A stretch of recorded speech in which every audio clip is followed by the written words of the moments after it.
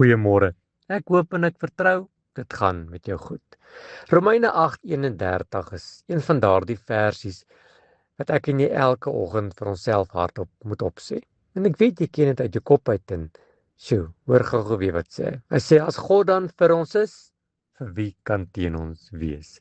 Dis een van daardie versies waarvoor ons nooit moeg raak nie.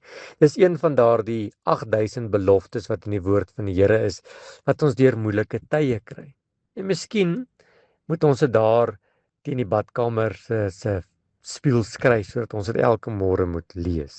Want hierdie vers beteken nie dat gelowiges nooit teestand of pyn of moeilikheid sal ervaar nie. Dit beteken eenvoudig dat God het 'n plan vir sy kinders.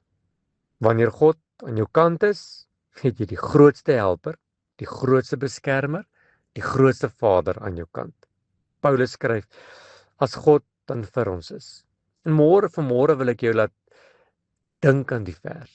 Want verseker is daar mense wat vanmôre twyfel of die Here vir jou is.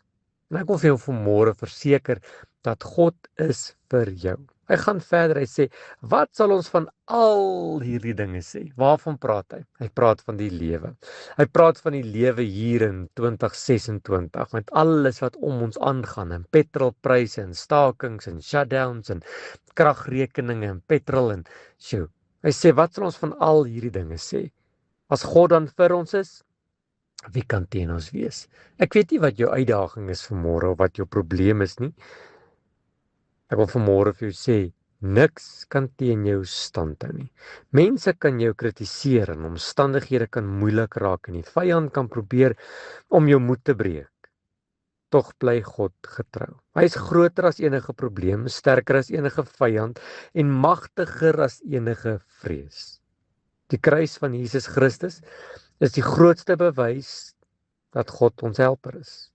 Hy het sy eie seun gegee om ons te red uit die grootste omstandigheid wat daar kon wees.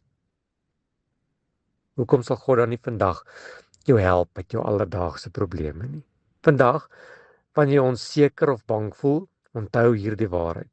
God stap saam met jou en wat ook al na jou kant toe kom, kan nie verby God kom nie. Hoekom nie?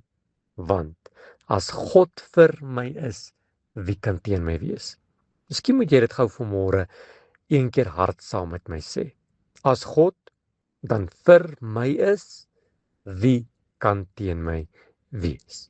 En vanmôre wil ek hê, jy moet die huis verlaat en jy moet werk toe gaan of skool toe gaan of dis wat jy moet doen.